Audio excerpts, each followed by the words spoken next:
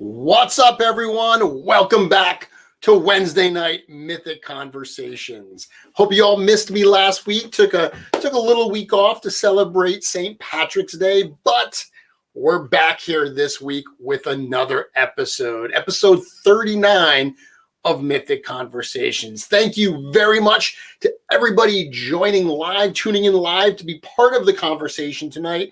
And of course, thank you to everyone that is going to watch this on replay, whether you're a first-time viewer, whether you watch every single week.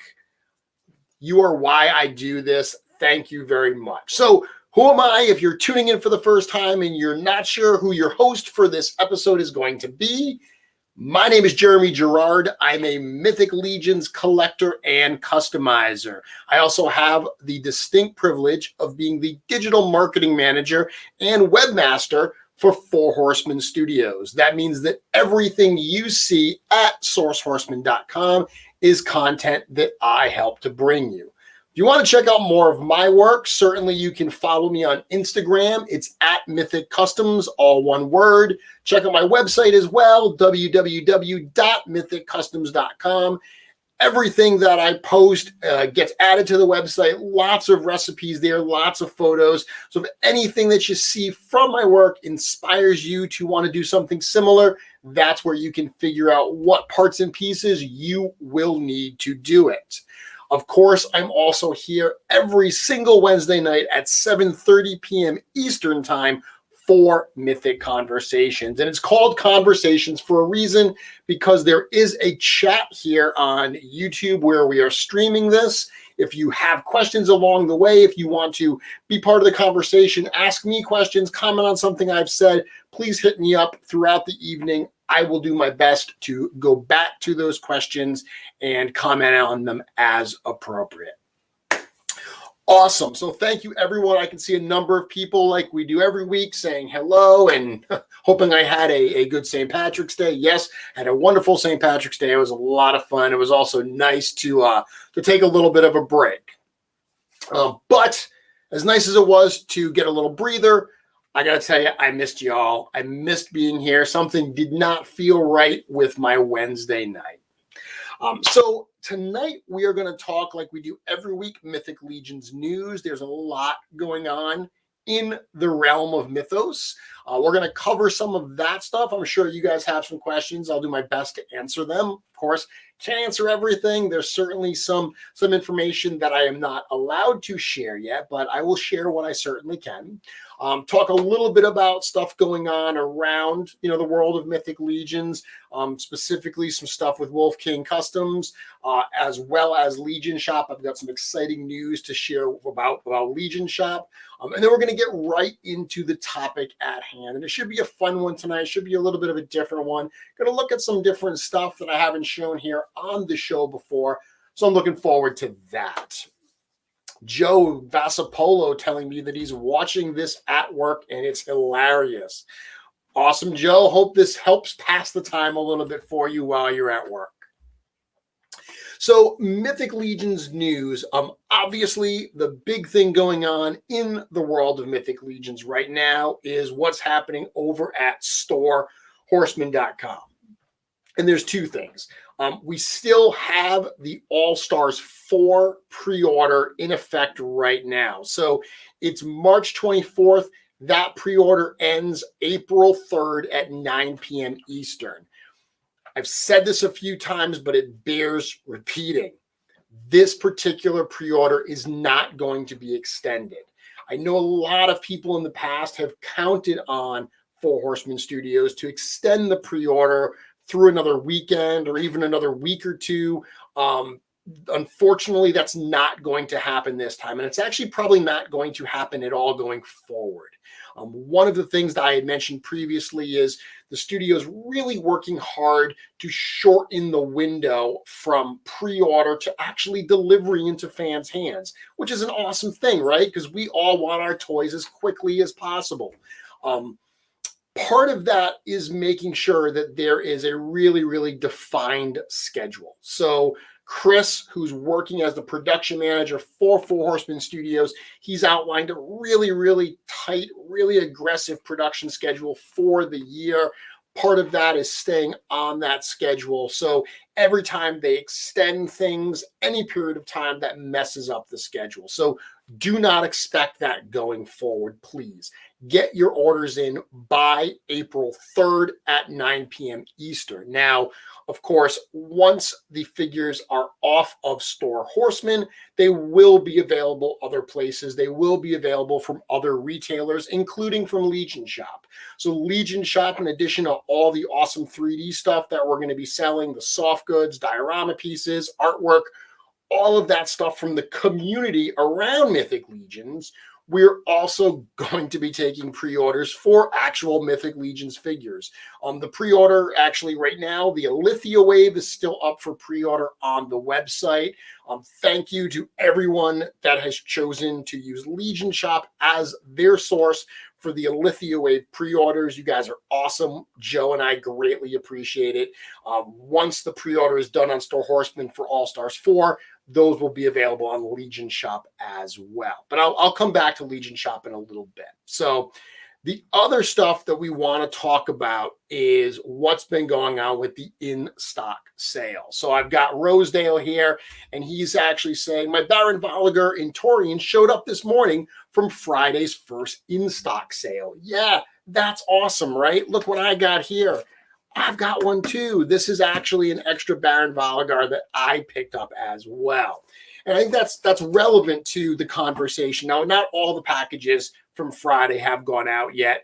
If you saw a little while ago, they just sent out an email talking about this week's in stock and addressing the fact that last week with the All Stars 3, those packages are still in the process of shipping. They're hoping to get those out throughout the rest of this week. But that is a big part of the goal of these in-stock sales, is to be able to do the in-stock sale starting on a Friday at 3 p.m. Eastern time and really get those orders processed very, very quickly throughout the weekend and early the following week, so they get delivered within a really, really quick period. Because remember, these are in stock, so they're trying to get them filled really, really quickly. There's definitely been a lot of people talking about these in-stock sales, both positive and negative. And I've kind of been listening to what people have been saying, and I'm going to talk about my opinions on it. So I just have Curtis here saying, I love the new in-stock sale format. Awesome, Curtis. I'm happy you like it. A lot of people are saying that as well. However, there are some people that don't like it. What I want to do is just kind of talk to you a little bit about, I think, the thought process behind these particular sales, because that may make some people maybe look at it a little bit differently. So in the past, when they would do in-stock sales, it was a massive product dump. They would put everything up at once, and it was a mad dash to try to get what you could, right? There are certainly some people that like that. They like the fact that they have access to tons and tons of figures. They can get as many as possible, check out, they get a really big, final cart total.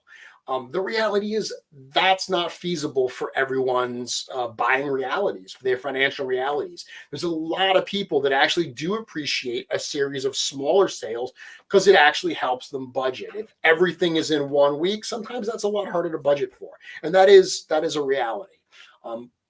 That's part of the thought process here. The other part is what I was just talking about, being able to get these out quickly.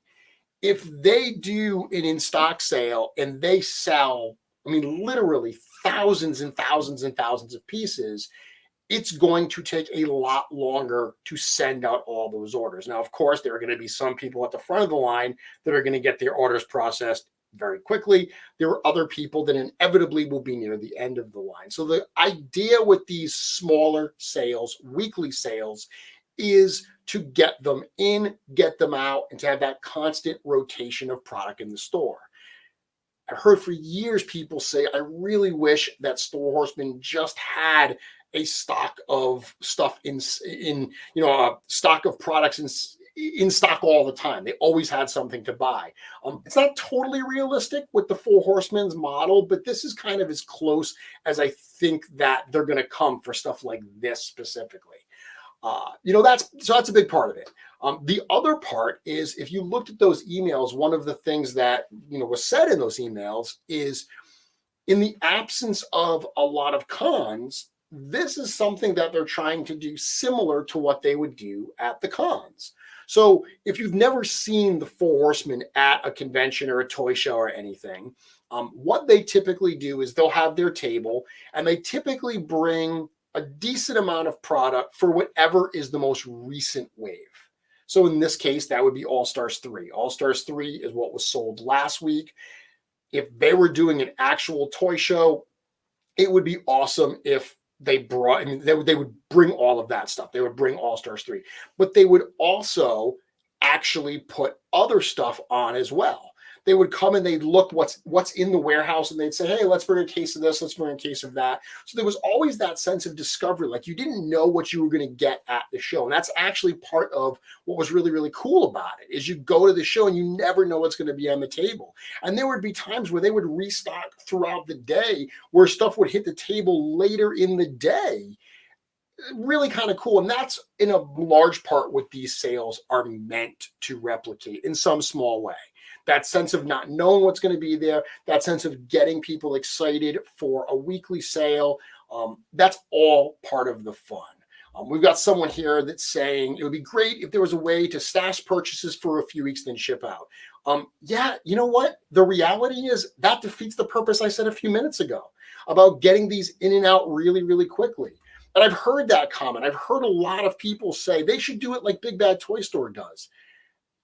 Nobody does it like Big Bad Toy Store does, because no one is Big Bad Toy Store. There's literally no other retailer that does that. Big Bad Toy Store is a massive, massive company. They've got so much warehouse space. I mean, that is their job. Their job is warehousing product. At the end of the day, that's what they do. That's one of the things I think you need to think about when you say, oh, I wish they did it like Big Bad Toy Store is. They're two totally different companies. Four Horsemen Studios, much smaller operation, much smaller warehouse space. Their whole goal is to get these products into fans' hands as quickly as possible, not be able to store them and basically act as warehouse space for them. Now, that being said, totally get that if you buy things every single week, you're going to pay a little bit more in shipping for them as a whole. That's kind of part of this particular format. The reality is there's no format that's going to please everybody. There's always going to be something, no matter what you do, there are going to be some people that love it, some people that it doesn't work exactly the way they would want. At the end of the day, you got to make decisions. Every business has to make decisions that are right for them and that they think will be right for the largest amount of their fan base. So that's a big part of what it is last year. Anthony's saying, I bought the Heavens brand sword and Gorgo sword, the Aether Blade, at ZoloCon for $10 last year. Yeah, so that was an example where they went to ZoloCon and they threw a bunch of those weapon packs up on the table, selling them super, super cheap. And it's interesting that you mentioned ZoloCon. I mean, if you would go see the Horsemen at a toy show, you'd pay an admission price to get in, which is probably similar to what you're going to pay in shipping. I mean, obviously, if you're overseas shipping is crazy right now. Totally get that.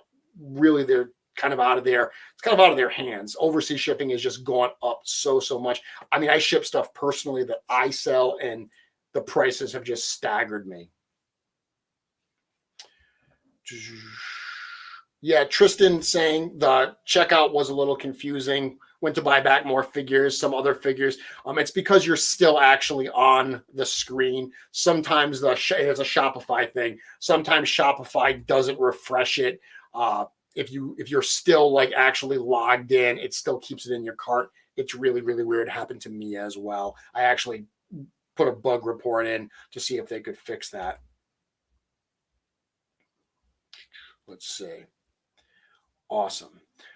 Tony, any chance really hard to find items will be sold? I've said this a couple of times, guys. This is not the Exodus sale. People probably don't believe that the warehouse was genuinely kind of cleaned out for the Exodus sale.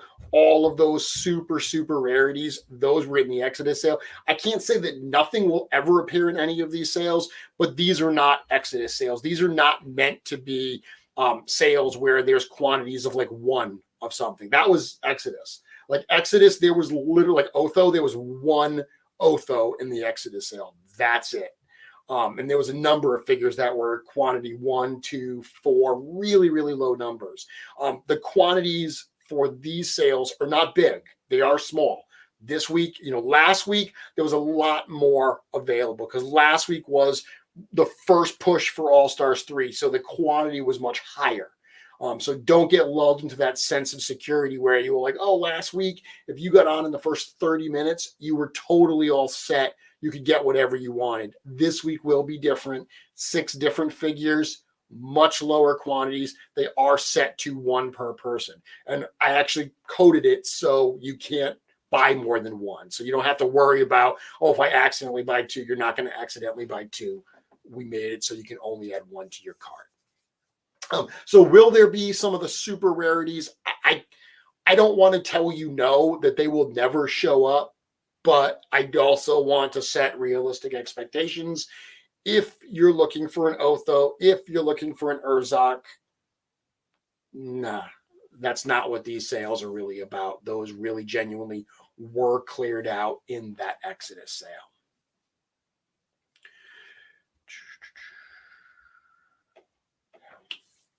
So, I mean, it's a good question. So 17 Nowhere says, I'm new to buying Mythic Legions and I'm excited to get my hands on new figures. I don't know if I'll be making small purchases or weekly purchases due to the shipping cost. And it's a fair point. If you can find these figures elsewhere, Big Bad has a number of figures and they obviously sold out of a lot of their in-stock stuff, but they've got a number of figures that are available for pre-order. You can get $4 shipping from Big Bad Toy Store domestically in the US, even though you're going to pay $50 for a figure versus $35 on Store Horseman. You got to do the math.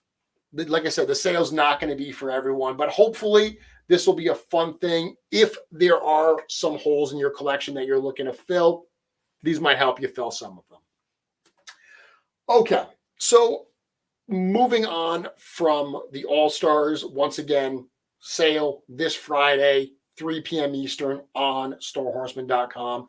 6 different figures then were sold last week. If you ordered some stuff last week from All-Stars 3, they're either on the way to you now, maybe they've already arrived to you, or if not, they should be on the way shortly. They're getting all those packages out so they can make room for the next batch from this week's sales.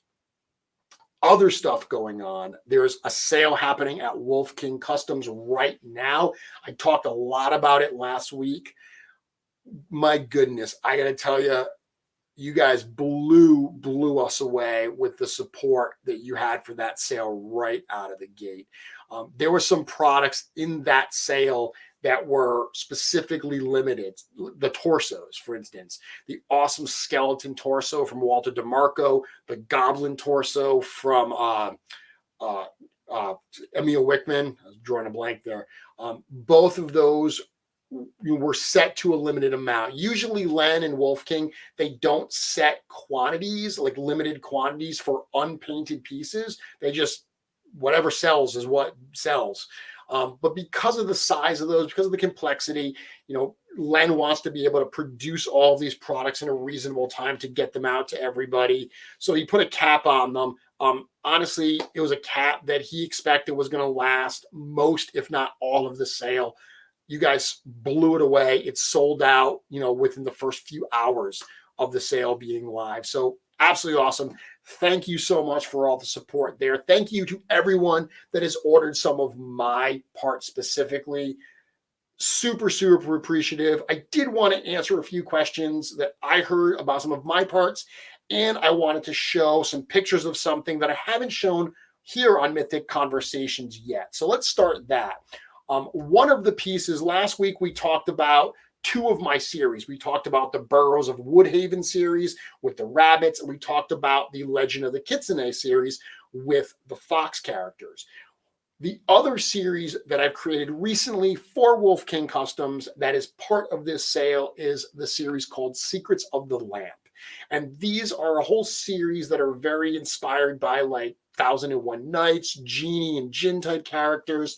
I'm going to do a show on all those type of characters down the road, but because the sale is open right now, I did want to just very quickly show some pictures here so everyone knew what was available. So these are pieces that are available on Wolf King Customs right now.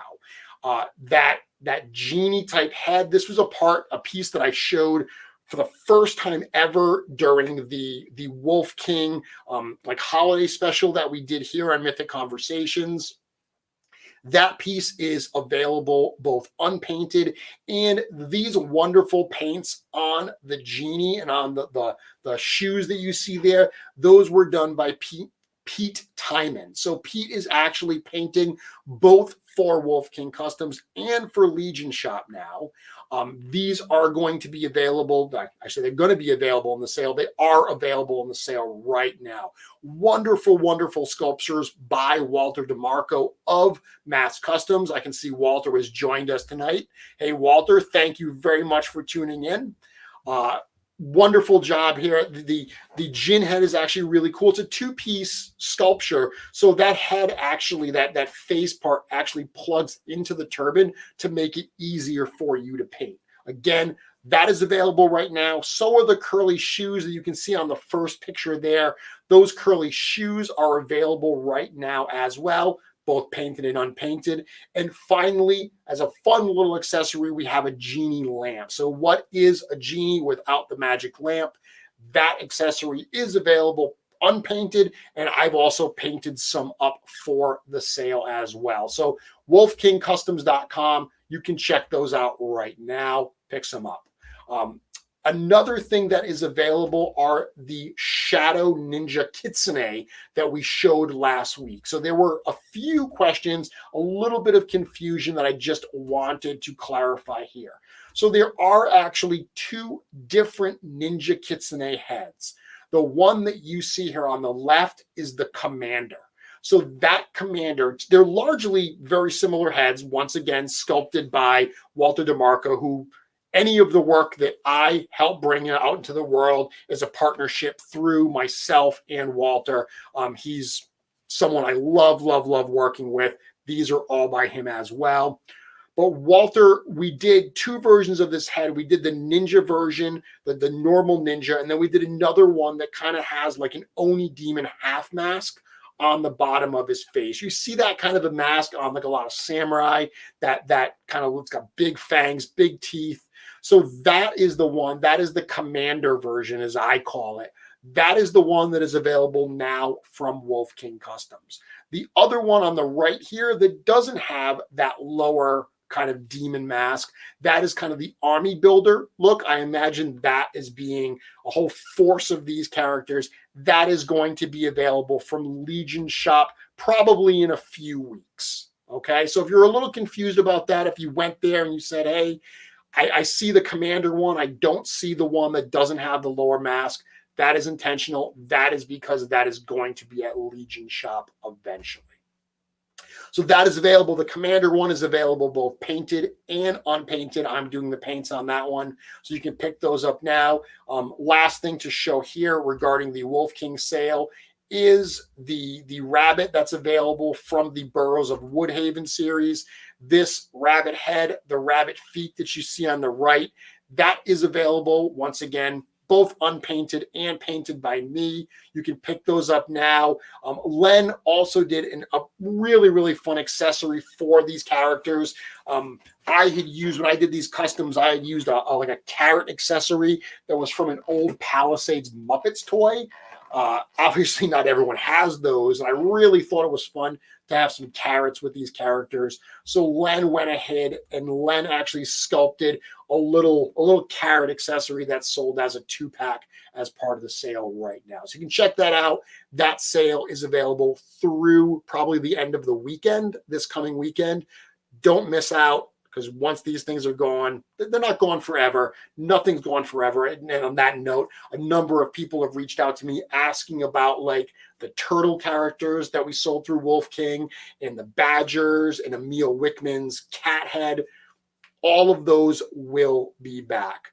Len has said that he doesn't ever want anything to be sold out permanently at Wolf King Custom. So whether it's Walter's amazing skeleton torso, Emil's goblin torso, or anything that we've sold previously, all my critters that I've sold previously, they will be back at Wolf King, but it may be a little bit of a wait. So if you don't want to wait on these, go grab them now from wolfkingcustoms.com.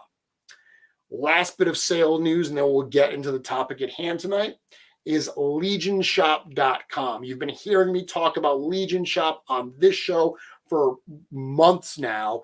We are finally ready to open the doors for real. Like I said earlier, we are selling pre-orders for Alithia right now. We will be doing pre-orders for All Stars 4. Those are all well and good, but Legion Shop was largely started to support the artistic community around Mythic Legions, the 3D printers, the 3D artists, the painters, soft goods creators, you name it, artists.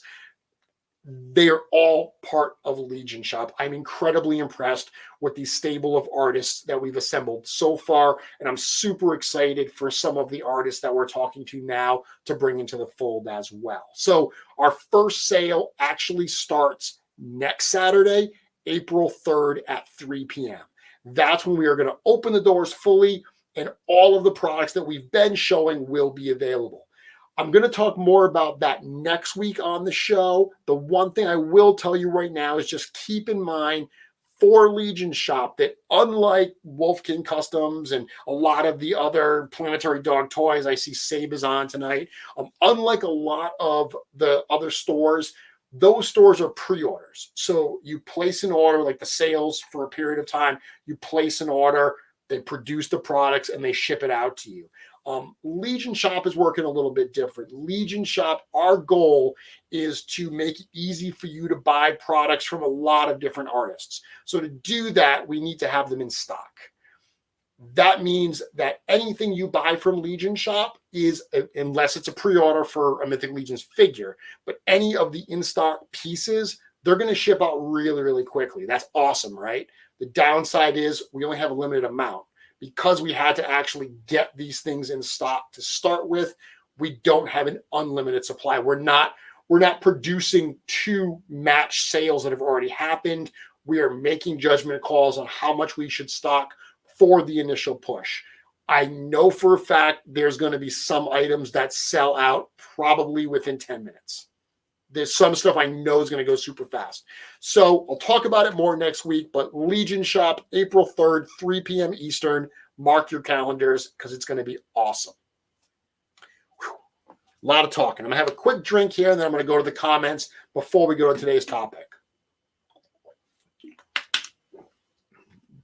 Yeah, Adrian saying, desperately want those skeleton torsos. Those things sold so fast. I mean, the demand for them was amazing. It's a testament to the work that Walter did. Absolutely, they will be back. Trust me, Len knows, Walter knows that the desirability is there. Let's see what's going on. So a question earlier, Mickey saying, do the Four Horsemen have enough stock to keep this going long term, or is this a temporary arrangement? Well, the goal is to keep it going long term, Mickey. One of the great things is that there's stuff on the water coming to us right now. Aether and the Equidron figures are on the water right now on their way to the warehouse in New Jersey. So just like we saw last week with the in stock for All Stars 3, there was a larger quantity of items available. Now, the next handful of weeks, there's going to be smaller quantities of whatever's available. Once Aether has shipped out to all the pre-order customers and they're ready to do in stock for Aether on the website, you'll probably see a week where there's going to be some larger quantities of Aether figures. Then it will go back to smaller quantities. So do they have enough to keep this going with what's in the warehouse right now? No. That will obviously run out at some point. But if you look at the sales plans for the year, there's a lot of new product that's going to be being produced. Hopefully, the plan is that as things start to go out of the warehouse, there's other stuff coming into the warehouse. So there hopefully can be somewhat of an ongoing sales stock that is sold through storehorseman.com. Great question, Mickey. Thanks for asking that. Awesome. Any super secret cosmic news this week? I've got no cosmic news for you to share with you this week. All I will say is that it's coming. And it's not, I don't mean it's coming like, oh, eventually we'll get there. I'm saying it's coming like it's on the calendar. Like, I know when it is. All I can say is it's coming. Awesome. Okay, so let's talk a little bit about the topic at hand. So if you watch my show, if you hear me talk on all of my videos, you know that one of the things that I very, very frequently talk about with Mythic Legions and with designing Mythic Legions customs is trying to match the design and trying to create custom designs that blend in with the line. Okay. Look behind me. I have all of this collection on display. These cases are a mixture of factory produced, right out of the box as Four Horsemen intended figures. I love their vision. I love the figures as is. But I like to complement them with my custom creations. But for me, and this is my personal decision, my aesthetic, what I really like is I like my customs to be right on the side of the normal figures. And if you come and look at them and you're not intimately familiar, I mean, if you're a diehard fan, you are going to know what production figures are and what customs are, because you just know that, oh, that figure was never done in the line. But if you are not a diehard Mythic fan, I don't want you to be able to tell the difference. I want them to blend. Part of that is really trying to match the aesthetic of Four Horsemen Studios. Whether you're using, just swapping parts between Mythic Legions and repainting them, whether you are using third-party printed pieces, in my opinion, the best third-party pieces are ones done by sculptors that like the Mythic Legion aesthetic and try to match it as much as possible. There's a lot of great, great sculptures out there that I don't think fit really well with the line because they're gorgeous pieces, but they are so different than what the Horsemen have given us that to me, they don't blend, right? That's what I like to do. But that's not all I do. I do occasionally like to go a little bit off the range and do something different.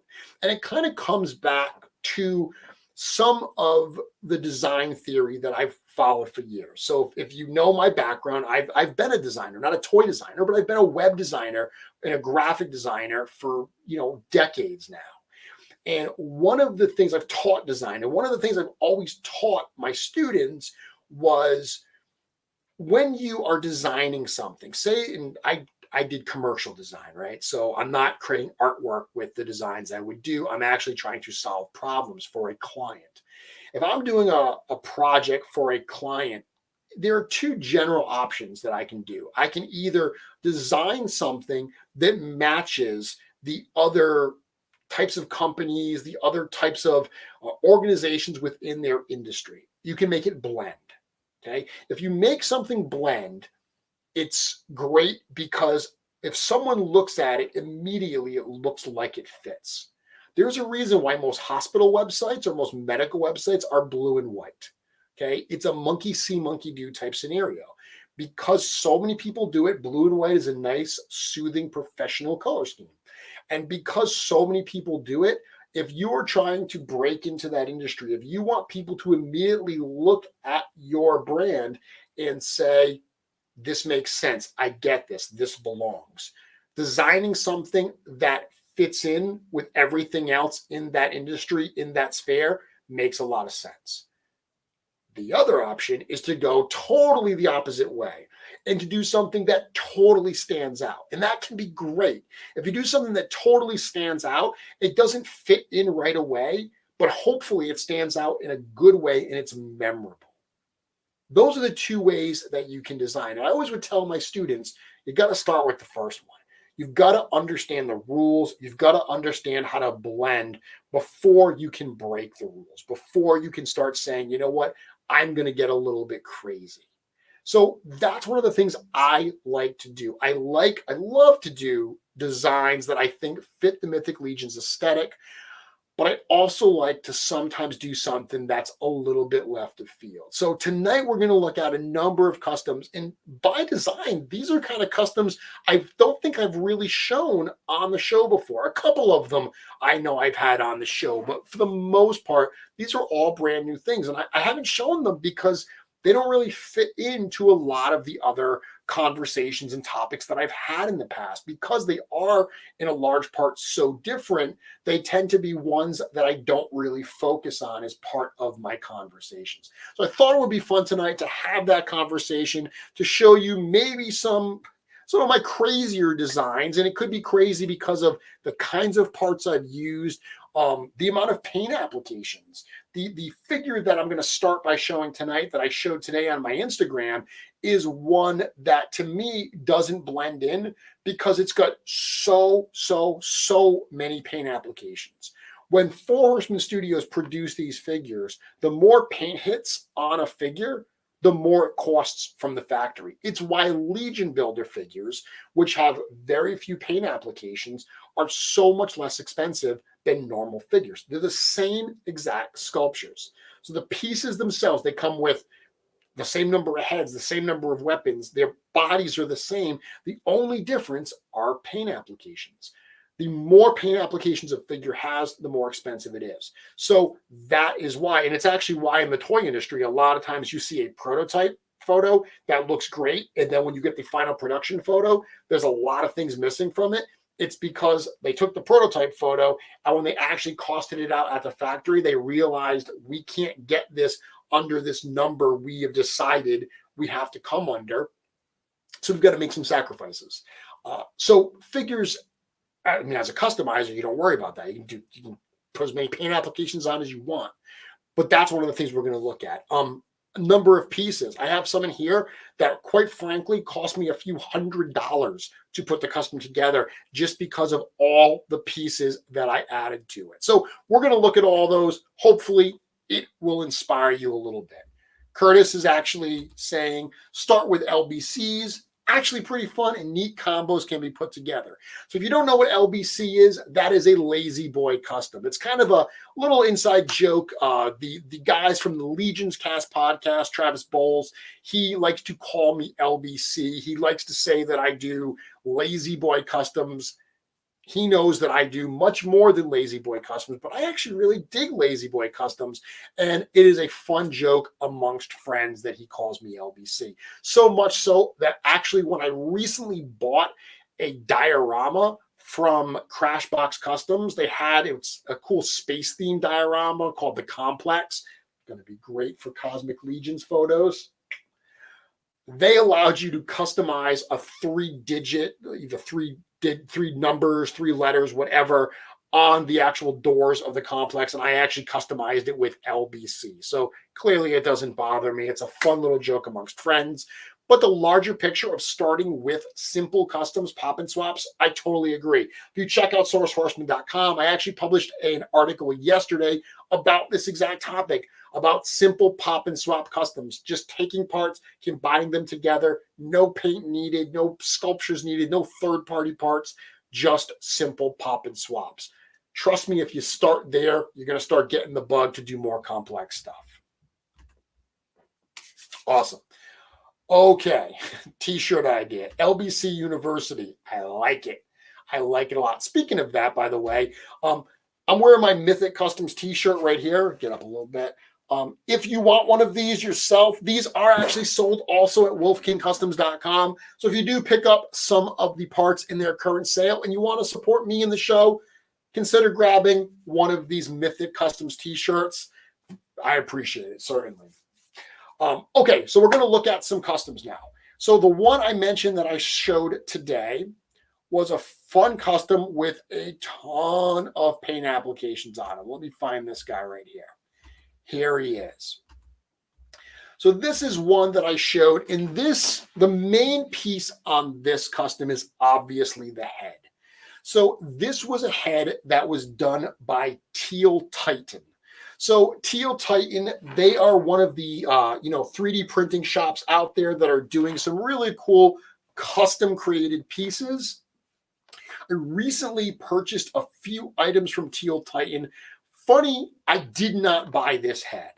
I purchased a few other heads, and when Mark from Teal Titan sent me my package, he was nice enough to throw this head in for me as a gift. Well, wouldn't you know, I haven't even painted the two heads that I actually purchased yet.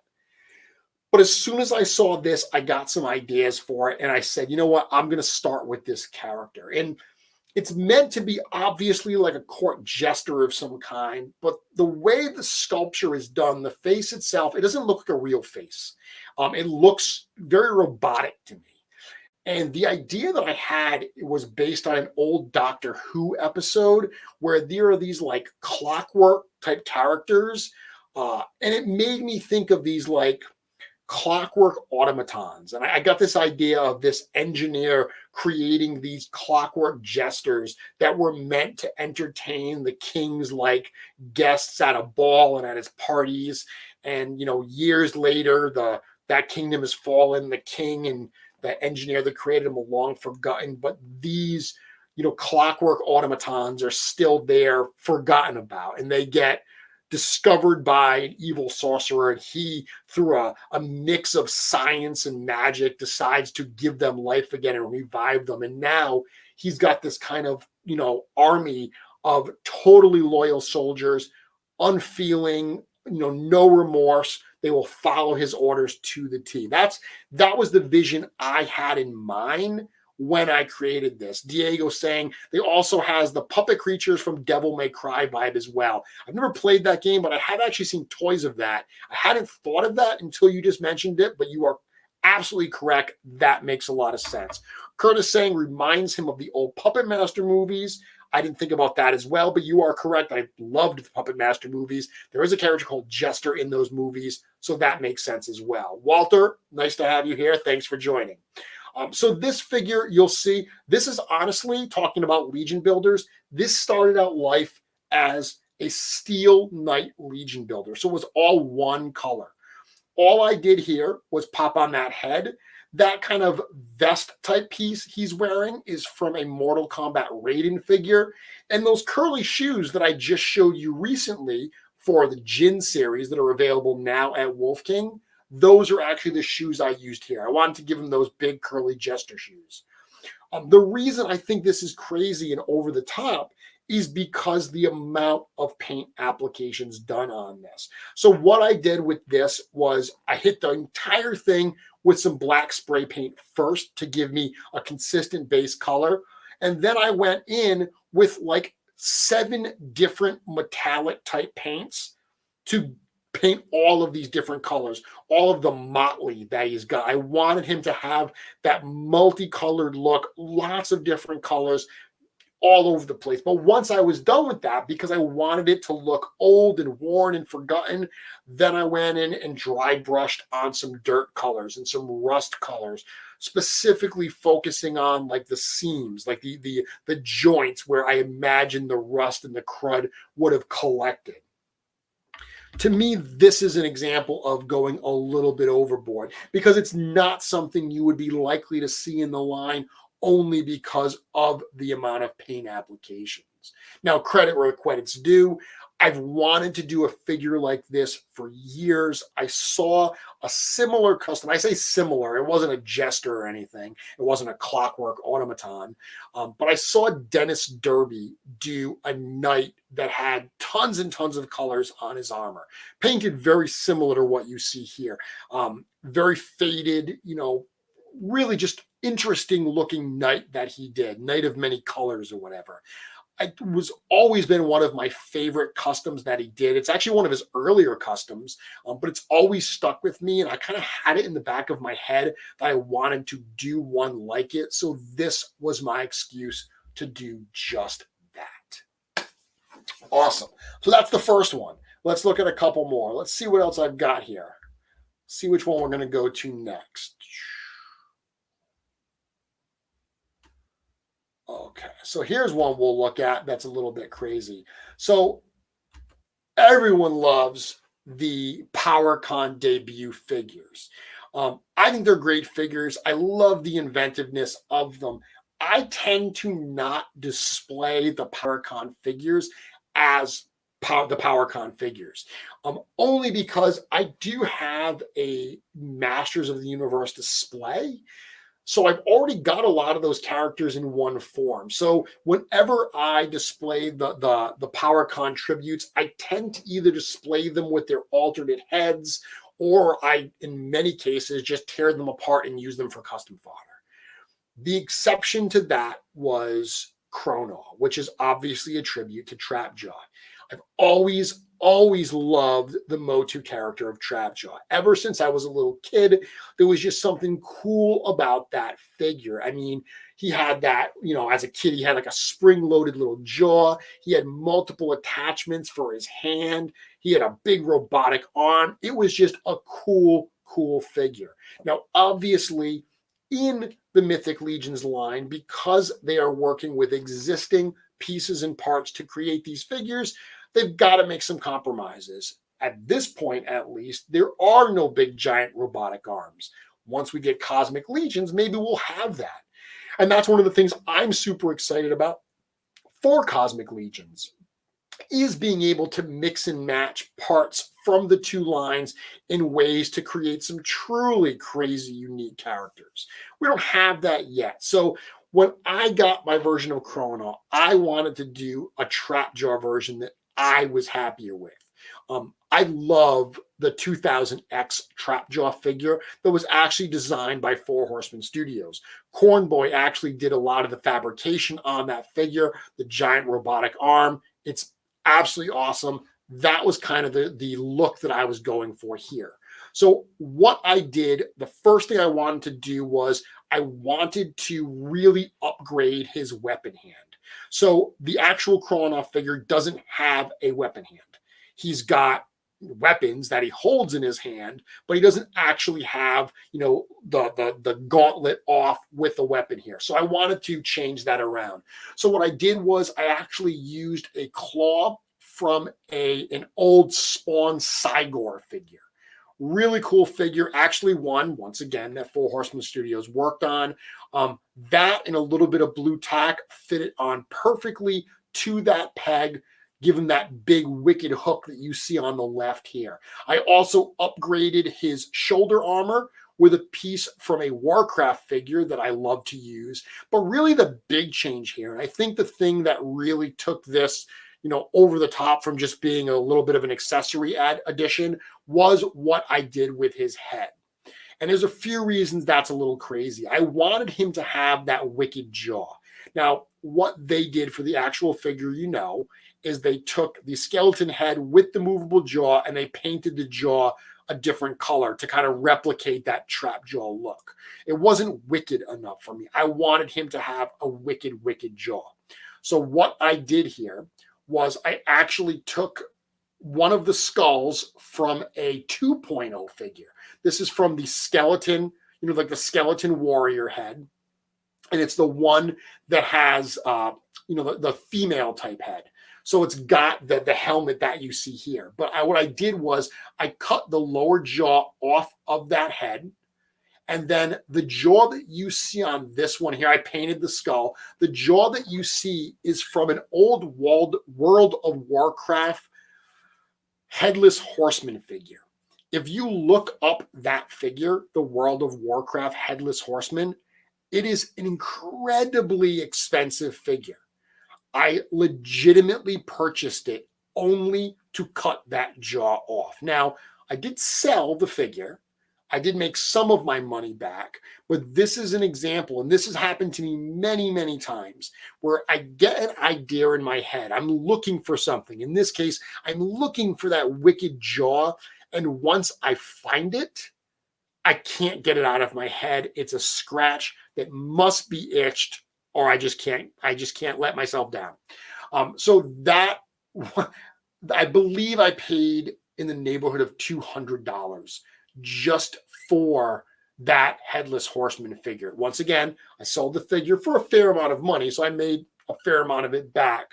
But that would be a reason why I think this figure gets a little bit crazy on me. Now, one other thing I'll show you here, Trapjaw had multiple weapon arms, right? He didn't just have a hook. So in this particular case, not only does my version of Trapjaw have a hook, but I also created a second arm for him as well that you'll see right here. So that second arm is that buzzsaw arm, which was actually assembled from a G.I. Joe Sigma 6 Lieutenant Stone figure with a buzzsaw attachment from a Marvel Legends Build-A-Figure Warlock. All of those figures I've just named are fairly expensive figures. Thankfully, some of them were in my fodder bin, so I didn't have to go out and buy them. But that would be another reason why I would consider this character to be a bit over the top. Really dig this character. Yeah, someone said it's interesting that I don't display the Motu figures as homage, but I do my own homage figures. Yeah, I absolutely do that.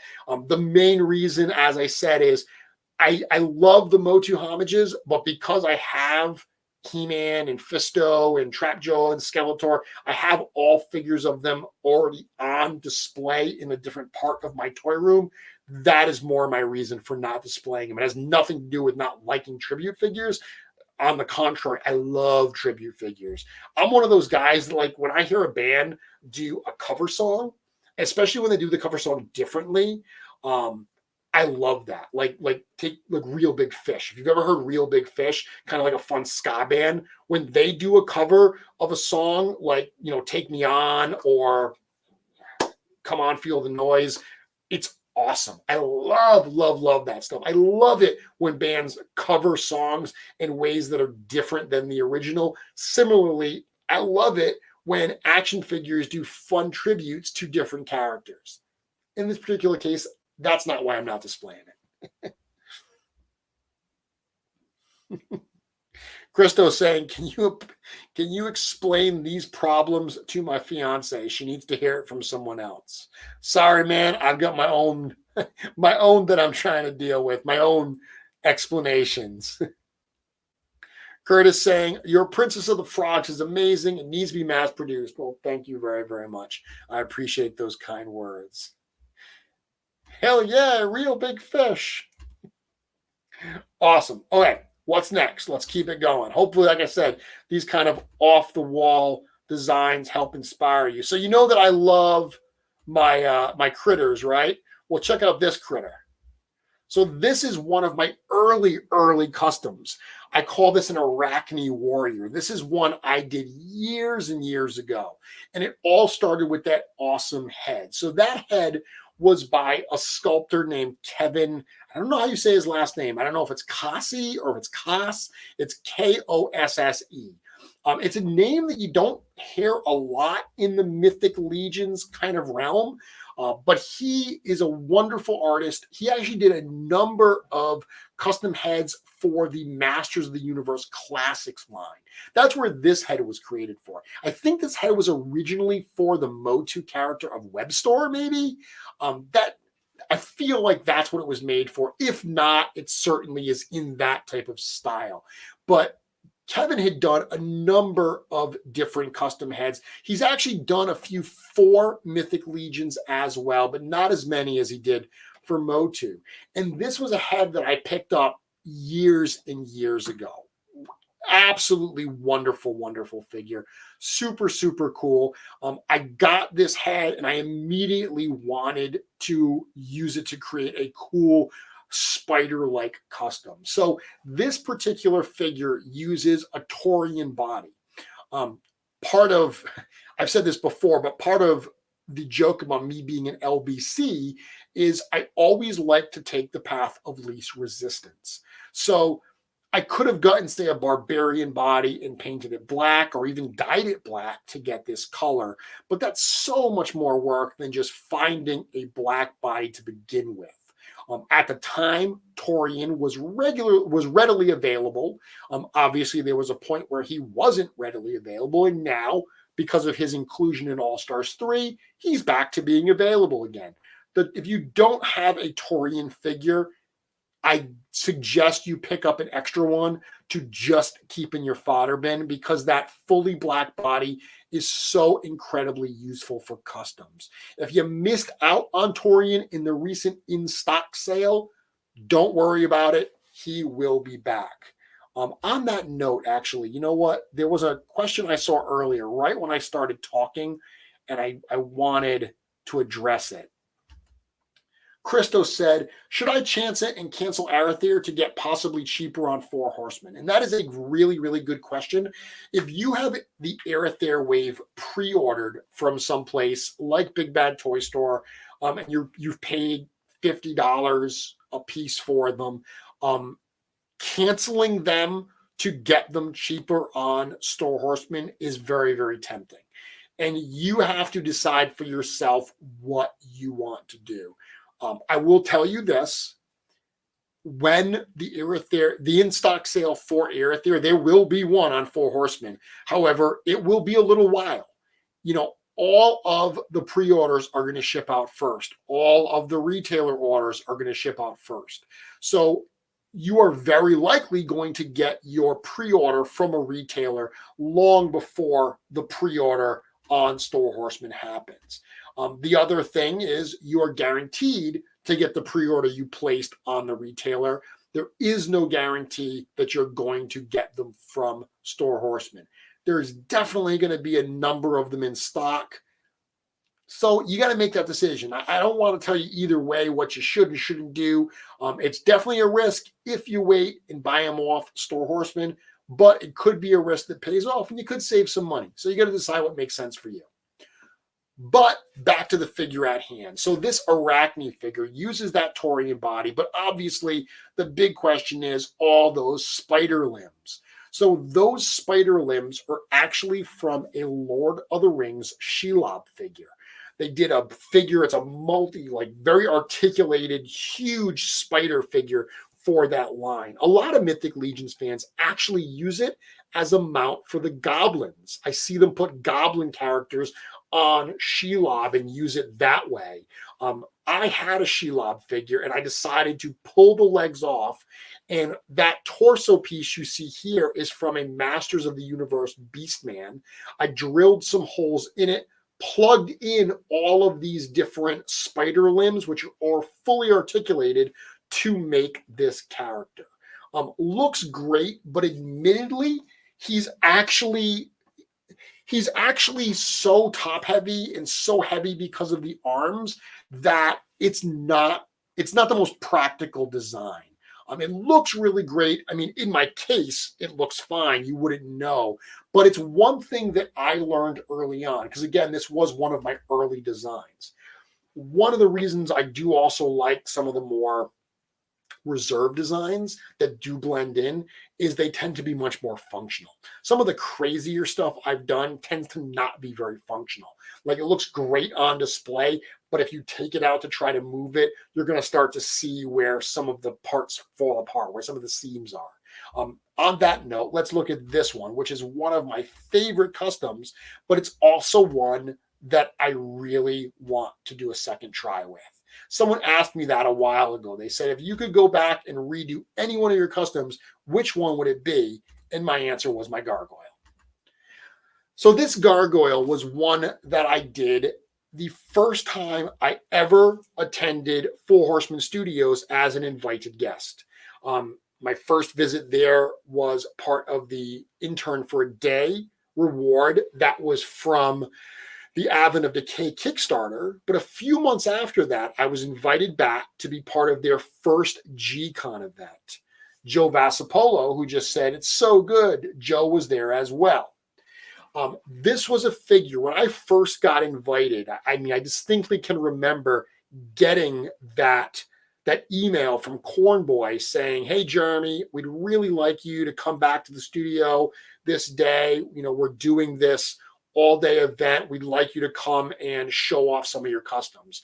It was an absolutely amazing feeling. This is obviously about a year before I started working with them, because I started working with the studio literally at G-Con 2. That was a year later. So at G-Con 1, it was an awesome to be included in that experience. And as part of that experience, I wanted to create a custom figure specifically that I would debut at the event. And this is what I came up with. Someone saying it looks like Whiplash. I believe that's a Whiplash head. It absolutely is a Whiplash head. This was the head that was part of the Masters of the Universe Classics Whiplash, but it was based on the redesign the Horseman did for the Whiplash from the 2000X series. Again, I love the 2000X aesthetic, so I really like this head. Once again, this uses a Taurian body, but it combines that body with a number of different pieces. The feet were actually cast by a gentleman named Marcus Akin. The torso and the wings and the hands all come from another Masters of the Universe Classics figure called Lord Dactys. Okay. And then the horns are something that, quite honestly, I had in my fodder bin, and they're kind of glued onto the head there. Let me show you another picture here. I have another picture where you can see kind of the back of them, and it's not against, it's black. So it's a better shot of the figure itself. Let's look at that here. Now, this figure is obviously, I started, because it was a Taurian body, that was black to begin with. I sprayed all the other parts black, and I just did a lot of dry brushing with a couple different grays to get these stone-like textures.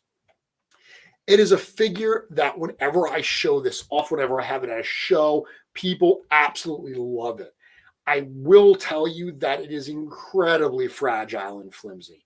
Not only are the wings a little fragile being in those back ports, but the hands, I wanted him to have these big clawed-like hands. The hands are just really in there with some blue tack. It's always bothered me. The horns have also bothered me. Someone had recommended that I actually drill some holes in the head to recess the horns. And at the time, I was hesitant to do that because the Whiplash head is actually very expensive. And if I messed it up and had to replace it, it would cost me a small fortune.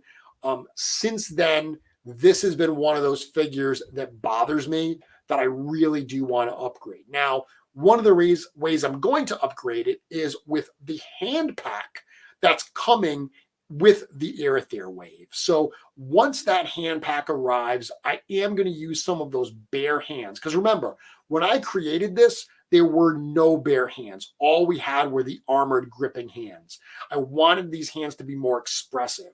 So I'm going to use some of those hands to upgrade what I have here. And I'm also going to take a second stab at that head. I am going to try to recess those horns so they fit a little better on that head. But all in all, this is definitely a figure that I think goes a little bit over the top. It's a full body paint job, which is something I don't typically love to do. The way the pieces are integrated, I think it really works very well, but it can always be better, and that's my goal, to make it better. Eric saying, can't imagine ever being brave enough to drill, to take parts off a Motu figure and start drilling holes in it. Yeah, that is one of the things, whenever people ask me, what does it take to be a customizer? I always jokingly say, it takes time, patience, a fair amount of money, and most importantly, a willingness to absolutely destroy figures that are in perfectly good shape, and in some cases are probably pretty darn expensive. I was talking about this with someone the other day, And it was funny where we were talking about early Mythic Legions figures.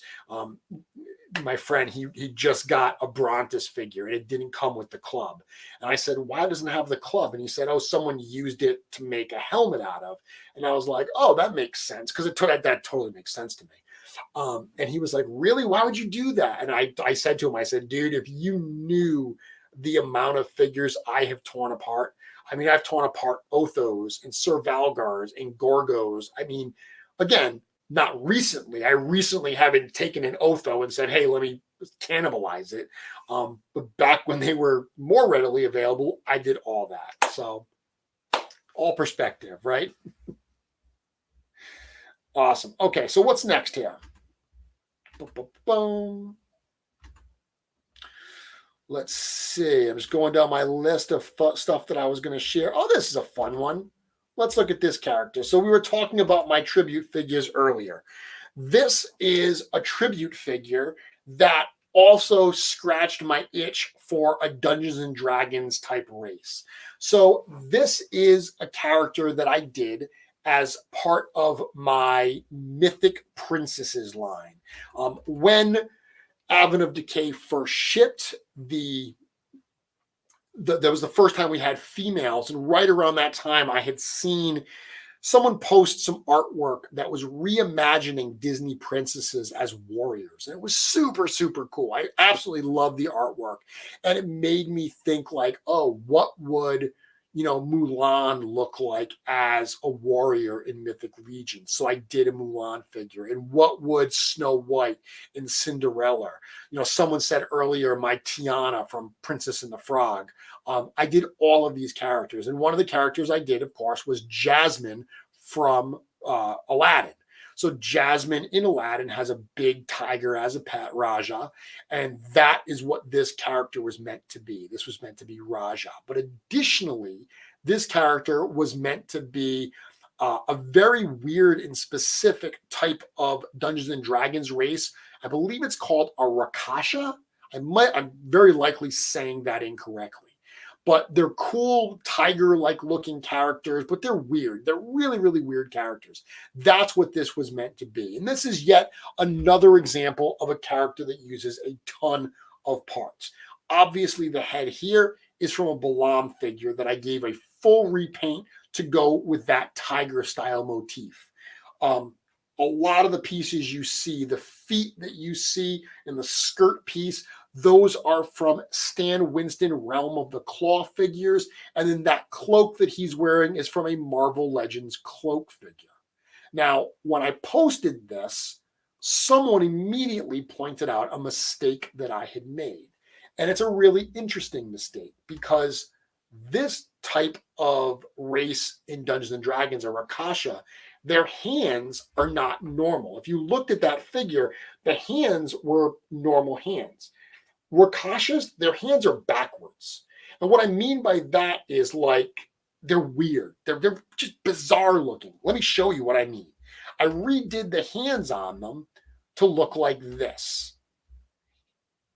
It looks so weird when you see it, but it's actually what they look like in Dungeons and Dragons when you see the artwork. So this is what their hands actually look like. So they hold, like, the palm of their hands face outwards as opposed to inwards. It's a really, really weird design. But as soon as I changed it up, I liked the figure even more. Not only because it made it, more authentic to the actual kind of character I was going for, but it just added that level of weirdness to the figure that I found really, really appealing.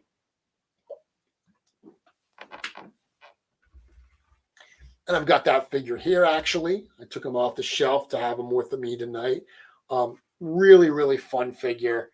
I like this guy a lot. And I actually have him, interestingly, I have both him and Jasmine displayed with all of my Genie characters because it works really well. Obviously, Aladdin is from that whole 1001 Nights. So the Rakasha Raja works really, really well with those figures there. Very, very cool. I have this figure too. I don't think I showed him, but I actually do have the Jester out with me as well. This was like I said, this was a lot of fun to do. I love painting all that wear and doing all that motley. That was a blast. Okay, let's look at some bigger figures, right? Here's one that was a bit out of control. I wanted to do this. I wanted to create this Ogre King. So I've talked before that Dungeons and Dragons is a huge influence for me. It's played it as a kid. It definitely inspires a lot of my design today as, a customizer. Well, not only did the game inspire me, but the old toy line from LJN is one that I've enjoyed making some customs of as well. Many Mythic Legions customizers have done a Warduke figure, even if they don't know who Warduke is or didn't have the Warduke figure as a kid. I had the Warduke figure as a kid. He was awesome. He was up there with like Snake Eyes and Firefly and Storm Shadow and like Soundwave. Those are like all my super favorites. Skeletor, Trapjaw. Those are all like that group of characters right there, which, by the way, if you noticed, it's a whole bunch of villains and Snake Eyes because ninjas are cool. But Warduke from the LJN D&D line was one of those figures I loved as a kid. I've done that, and I've liked looking at other LJN figures, trying to come up with some designs that I could do. So let me actually show this. Let me show the source material that I was going for with that Ogre King figure. So you can see here on the left, this is the 1983 Dungeons and Dragons Ogre King by LJN. That was a figure that I wanted to match. And it really all started with the Archimedes helmet. The Archimedes helmet is actually really similar to the helmet that came on the Ogre King figure. And that is literally all it took. Me looking at that helmet saying, oh, I could use this to make an Ogre King. And then looking at this design and being like, oh, okay, well, I could find that sword. I could find that mace. And I just went crazy. I just decided to create this figure. This is the figure earlier that I mentioned. I spent about $200 just to get the individual pieces to make. And I'm not even talking about the base Kurzak figure. That's a problem, right? But it's cool. Look how cool it is. Let's look at it again. So if you look at the pieces here, this particular figure uses a lot of pieces that are from the 1/6 scale toy lines. So 1/6 scale, which are like 12-inch in size, those toys, the weapons from those toys are ones that I love using with the ogres, because the ogres are meant to be kind of big anyway. So a lot of these pieces work really well. But if you look at this figure, he's got, it's a Kurzog body to begin with. Just start at his feet. Those sandals that he's wearing, those came from a Marvel Legends Ragnarok Hulk Build-A-Figure. Now, luckily, I had that figure in my collection, and I just pulled the sandals off and just said, hey, sorry, Hulk, you got to go barefoot because I need your kicks for my Ogre King. So I put those sandals, and they're rubbery, so they slipped right on the feet. Fit so perfect. But the other pieces that we have here, the belt is a totally separate piece. The photo on the right, you can see that I've got this like chainmail, and it looks really great, but it's actually just kind of like a cloth type piece that goes on to create that lower armored arm there. That's a metal shoulder armor there, and then the piece that comes down from the shoulder armor, that's just a piece of Mythic Legions armor that I cut, a piece of Folds armor. He's got that big giant sword. He's got that big giant shield. Those are all different pieces. I'm going to show you again the source material so you can see how I was matching these things up. You can look here, and you can't really see the belt, but his belt actually has like a big bull's head on it. So that's why I found that. And then he's also got, you can see on the design here, he's got this armor that comes up kind of right around his midsection. So I found armor to do that. That sword that you saw in the other picture I got here. He also has a mace. So I got this big mace here. This shield has a big serpent on it. So I found a shield with a big serpent. He's got skulls on his knee pad. So I found these are actually shoulder armor from a 12-inch figure that I glued. I ripped off the existing knee pads and glued these in place. One piece after another, even down to the belts on his chest to try to put this together. When all was said and done, the price tag was pretty darn heavy, but it's an awesome looking figure. Definitely one of my key pieces in my collection, but it's also a great example of taking it definitely to the extreme. Okay, couple more to show, and then we'll wrap up the evening here. See what we got here. So on that same note, this is one that I just showed recently. After I did the Ogre King, I looked back to that LJN line and I said, hey, what other figures are in the LJN line that I can do? And one of them, another big figure, was Young Male Titan. So Young Male Titan is basically, it looks very much like a Spartan warrior, or in Mythic Legions parlance, a Mercurian warrior, because they have a very similar look, obviously. So that's what I did here. This uses a Bothar the Tower figure that I modified the head. You know, I painted it gold with a silver face mask. I used that crest on his head is from a Mezco Ragnarok Hulk figure. The feet he has here are from a 12-inch like Roman style figure. And then I just found a bunch of different weapons, a big spear, a sword, that shield, and that chest plate. The chest plate is actually from a Alexander of Macedonia figure. I don't even know who produces these figures because I buy all this stuff loose. All of these things I buy loose and I kind of put the pieces together. But this is an example of a figure that not only has, you know, a bunch of paint added to him, this has probably got pieces and parts from 10 different figures all worked in to create this figure. Again, it stands out, I think, from the Mythic Legions line because of some of the way he's put together. But I think he aesthetically works together really well.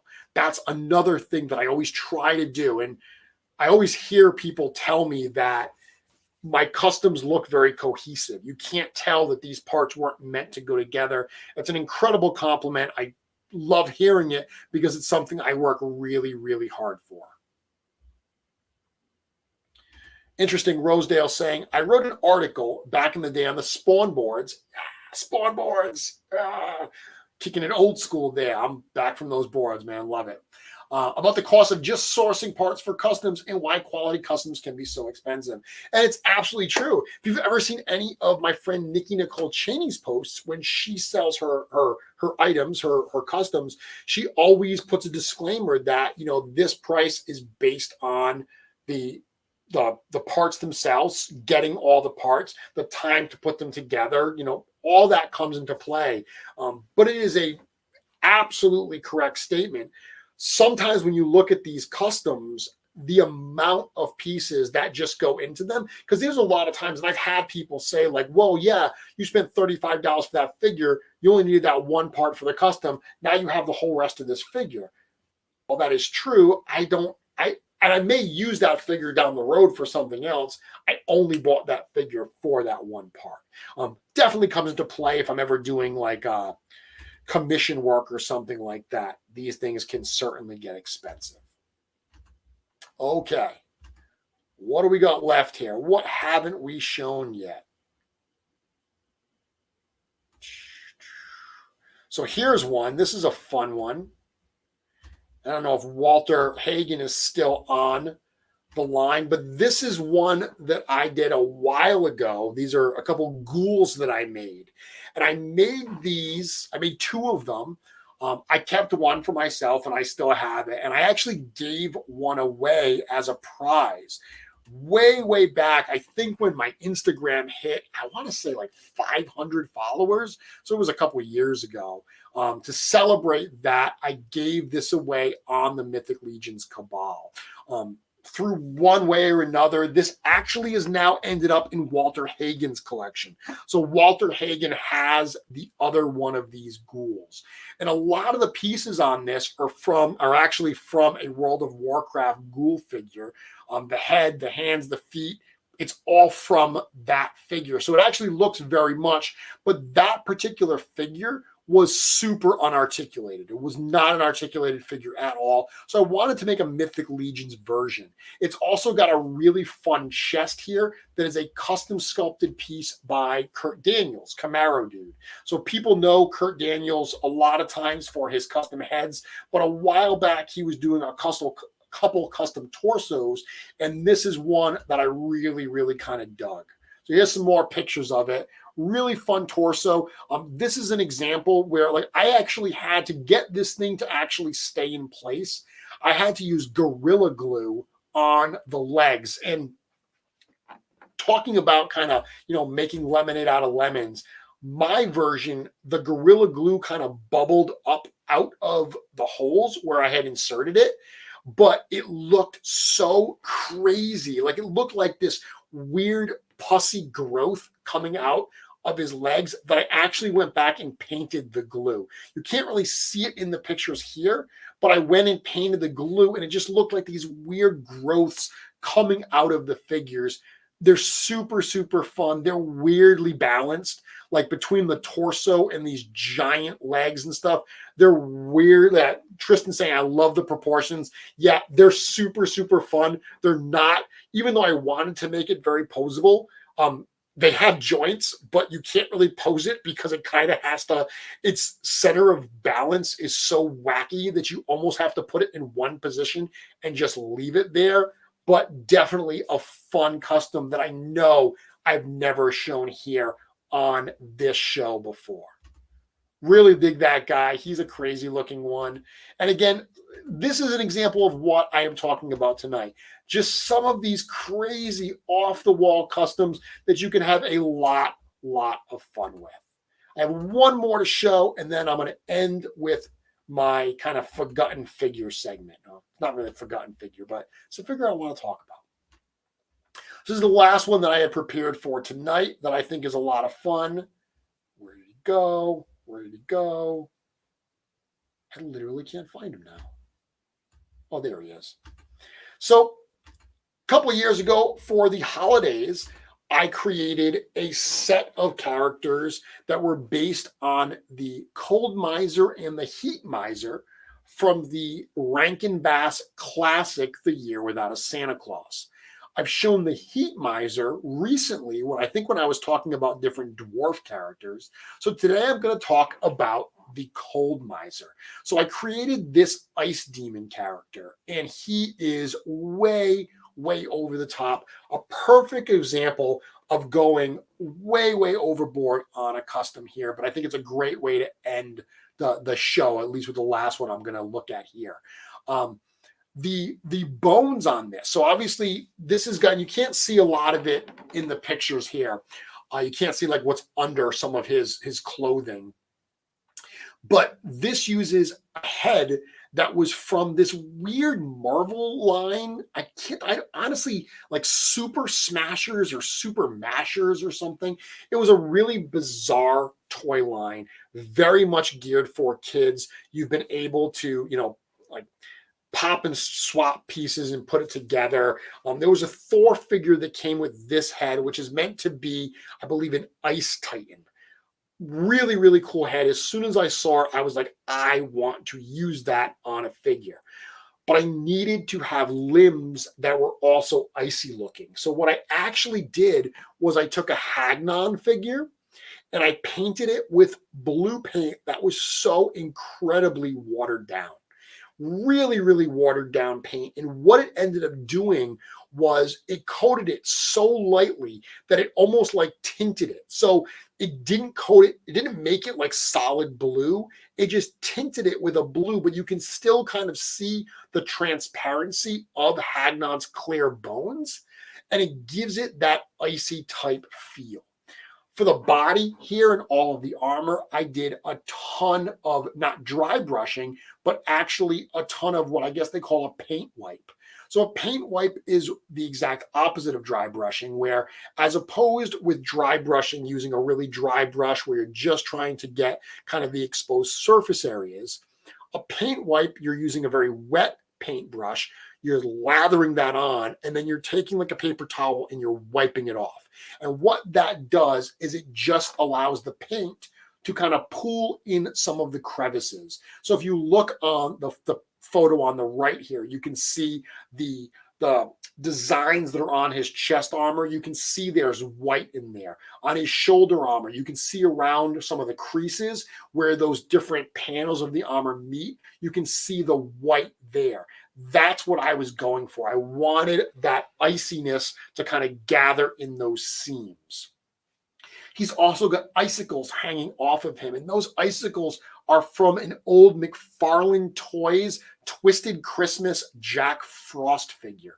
And I literally cut those icicles off and in some cases glued them on one at a time to create those icicles hanging off of his shoulders. It was a ton of work, but it's really, really effective. This is definitely a guy that I love. If you've heard me talk about winter themed characters before, you know I really, really dig the winter themed characters, and he totally fits the bill. Not only being a cool character that fits with my winter theme shelf, but based on tonight's topic of conversation, he is appropriately over the top. So that is a pretty wide range of different kinds of characters we've looked at tonight. Some ogres and a young male titan, an ice demon, a crazy arachnid warrior, a clockwork jester, a weird tiger dude with his hands on backwards. Lots of really fun stuff. Hopefully this shows some of the variety of customs that I've done over time. These are obviously just a small sample, but hopefully it was fun for you to see some of those. Hopefully it's getting you thinking about some stuff you can do in your own customs. Now, what I want to leave you with tonight is a few weeks ago, I did a segment that I called like Forgotten Figures or whatever, where, you know, we talk about customs on the show, we talk about news, but the reality is this is a Mythic Legions show, and a big part of Mythic Legions are the figures themselves as they come out of the package. So I want to start spending a little bit more time talking about some of those figures. Last time I talked about my favorite forgotten figure, Sir Galeron, a figure that not a lot of people talk about, but I think is wonderful. Today I'm going to talk about a figure that's certainly not forgotten, like people know this figure, but this character seems to be really either love or hate. People either really dig the character design or they're just like, I don't get that character design, and they don't like it at all. Of course, I am talking about Grisha the Slitherer. Love, love, love this figure. This is a figure from the Advent of Decay line. So this was one of the figures that was offered not as a stretch goal, but as one of the original toys that were going to be available in the Advent of Decay Kickstarter campaign. I have a very fond memory of that campaign. Again, this was before I was working with Four Horsemen Studios, so I was just a fan back then. I remember the night that that campaign went live. It was a Friday evening. I was actually headed for a weekend trip to New Hampshire. So I had left my house around, say, like 6 o'clock at night, and I drove up to North Conway, New Hampshire. It's about a 4-hour drive. I believe the campaign went live around 9 o'clock. And as I was heading up there, we actually made a pit stop, and I was on my phone trying to see the campaign because I wanted to see what figures were going to be offered. I was up in the mountains. There's absolutely no signal up there, so I couldn't even see it. So I finally get to the hotel. It's like 10 o'clock at night. And the first thing I do is we get in there and I jump on the Wi-Fi and I go to Kickstarter to look at that campaign. And I'm looking at all the figures and I'm excited, and the campaign totals already going up and up and up. And I see this character, Grisha the Slitherer. And immediately I'm like, that is awesome. I loved the design. The character's face, I mean, the mask itself has a very Boba Fett style feel to me. It's always kind of looked like that, with that T-style look. And then this top part, it's always reminded me of the tops of the cathedrals at St. Basil's Cathedral in Russia. That St. Basil's is that famous Russian cathedral that's got all those weird spires, very, very colorful and beautiful. I don't know why. I mean, it's got a very Persian, again, 1001 Nights. Grisha actually is with all of my genie type characters. That's where I put this character. Always really dug this figure. But again, I've seen a lot of people that love the toy because the red armor is super cool. They've used Grisha as a base for customs, but they don't get the head. Usually that's the big problem, is the weird spire-like hat that Grisha wears. I think it's awesome. Wonderful accessories. Comes with this awesome scimitar, which is like my favorite sword in the line. Comes with the cool halberd type piece. Comes with a shoulder cape. Well, it comes with a cape. You can make it a shoulder cape because, let's be honest, everyone is cooler with a shoulder cape. I actually think I might start wearing a shoulder cape because everyone, Boba Fett wears a shoulder cape. Come on, that's cool. But I think it's a great figure. If you don't have Grisha, I believe is available for pre-order on Big Bad Toy Store right now. Super awesome figure. I did want to show one more custom because I did do a really cool Grisha custom that I happen to like a lot. So let me bring that up real quick. I wanted to create kind of like a shadow Grisha. That's what I called it. So I repainted Grisha's head black, left the dome blue, swapped out some armor from a Shadow Elf so I could match, because the armor on the Shadow Elf gauntlets is identical, or really similar at least, to the blue on Grisha's helmet. So I did that, but then I used some other pieces here. I used like a lower skirt piece from a Lord of the Rings Denethor figure. I used that shoulder cape. Again, shoulder capes are cool. That shoulder cape from a Star Wars Black Series Kylo Ren. You know how much I love that figure. And then I actually used some other armor here that I had in my fodder bin that I got from a McFarlane Toys Jakku the Nightmare figure. There's definitely some fodder pieces going on here to create this character that I called Grisha the Shadow. But if I didn't like Grisha enough, being able to do a cool custom like this makes me like the figure that much more. Awesome, Dave. Thank you very much. Saying love that figure. Yeah, Walter the Mad is saying still available on BBTS. Super cool figure. So that's what I've got for this evening. Yay! Mythic Customs, Mythic Conversations. I do have a few more minutes. I'm in no rush to go. So if you have any questions for me, if you want to talk about anything, hit me up in the chat. I will be happy to answer your questions. And I don't think I missed any questions from earlier, but Joe's saying open the box. This one, it's legitimately just a Baron Voligar.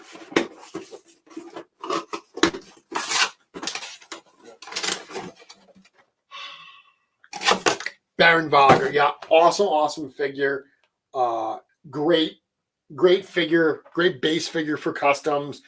I'm really excited about the vampire robes from Strupp Family Crafts that I showed on the show a few weeks ago. I actually have a couple of them in the case right there, already on display. Those are going to go fast from Legion Shop for sure, but yeah, awesome figure. Big Tasty saying, actually, I clicked the wrong one. Can't wait for the in-stock sale Friday. Awesome. Me neither. Big Tasty, have you done any samurai themed customs? I absolutely have. I've done a whole bunch of them, like 20 of them. If you want to check out my website, I'll bring that link up here as well. If you go to mythiccustoms.com, all the stuff is listed there alphabetically. If you go down to the S for samurai, literally there's a whole bunch of them that you can check out. I've done goblin samurai, ogre samurai, elves, oni type characters, dwarven samurais. I've done a warrior samurai, a fury elf samurai, a clockwork samurai. So yes, I've done a ton of them. Go check them out on my website. See what else? Curtis, will I sell you my Princess and the Frog? Curtis, I actually have someone that's been bugging me to do one of those as a commission. The problem with that particular figure, and I don't have a photo of it here, the problem with that particular figure is it is absolutely insane the amount of pieces. We were talking earlier about, the cost of putting these figures together. Let me see if I can bring it up. I'll go to my website and I'll bring up so people know which one we're talking about. My Voodoo Princess. Here it is, Voodoo Queen. Okay. So this particular character, let me share my screen here. Voodoo Queen. This is, as I was talking earlier, when I did my series of customs, my Mythic Princesses, this is the one that was supposed to be based on Tiana from Princess and the Frog. I kind of tweaked that and I called it Princess. That basically uses that skull piece from a Queen Urxa figure. On the front is actually from a Lord Adon. So just used to build. It requires a Queen Urxa for the skull and for the dreads behind that skull, her hair, and it requires a Lord Adon figure. There's 2 different skulls on her shoulders. I needed 2 different Goblin Legion builders to put those on. Her shoulder pads are what was very rare up until now. Her skirt piece is from a small 3